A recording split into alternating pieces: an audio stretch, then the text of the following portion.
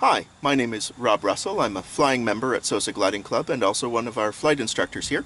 In this video I'm going to give you a brief tour of the cockpit of one of our training aircraft and let you know what you would see in the front. Normally as the instructor I would be sitting in the back of the aircraft, but here I'm just pretending to be a student in the front so you know what you would see. Our most important instrument in the aircraft is the yaw string. It's a piece of yarn that is taped to the canopy in front of me, and that lets me know the direction of the air over the aircraft. It's our most important, but it's also our cheapest and our most boring. Inside the aircraft, we have our airspeed indicator here. This is in knots. Roughly you would double that to get kilometers per hour, and we do most of our flying in this aircraft between about 40 and 60 knots. We'll come in for a landing around 50, maybe 55 knots, and that's about 100-110 kilometers per hour. Over here on the right, we have our altimeter. This altimeter is set to about 850 feet above sea level right now, and that's the field elevation of our airport. So if we're flying at altitude, we want to tell other aircraft over the radio how high we are above sea level.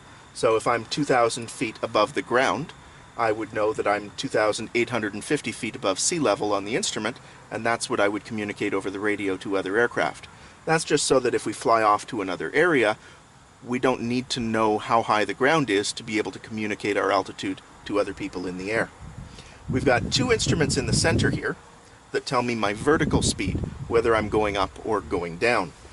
If it's at 0, that means I'm maintaining a steady altitude, which I am, of course, on the ground.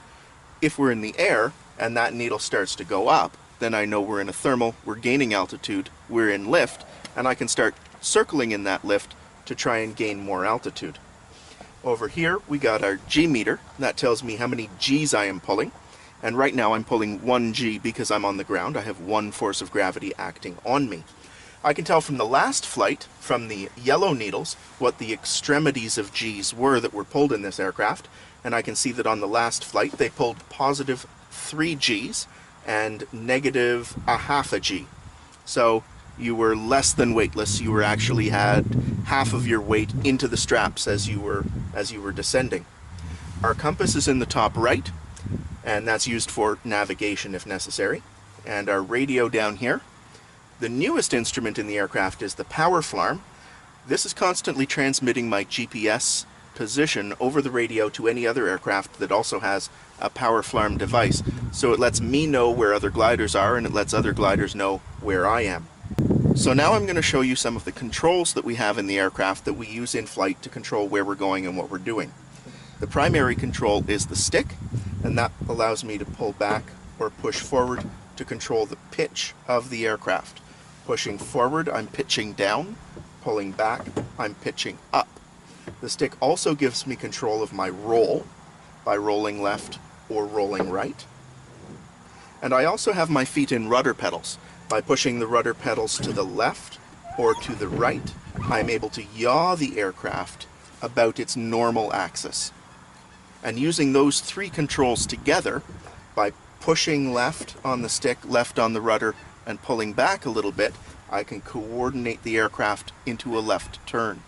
Similarly, I can use the right rudder and right stick and a little bit of pullback to coordinate into a right turn.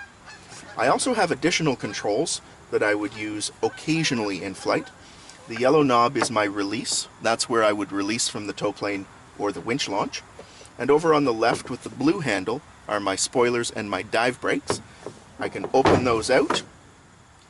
Those are used for landing to decrease the efficiency of the wing. Then I close them up and lock them again. Other things you might see in the aircraft are the canopy latching mechanism. We have the emergency canopy jettison mechanism. This is the microphone for the radio, which is activated with the push to talk switch. I have a spring on the stick that I can adjust with the green knob. That's my trim. That makes holding the stick in a particular position easier or harder. And I also have a vent for fresh air over here, but I like to keep that closed during takeoff so the bees don't fly up my nose.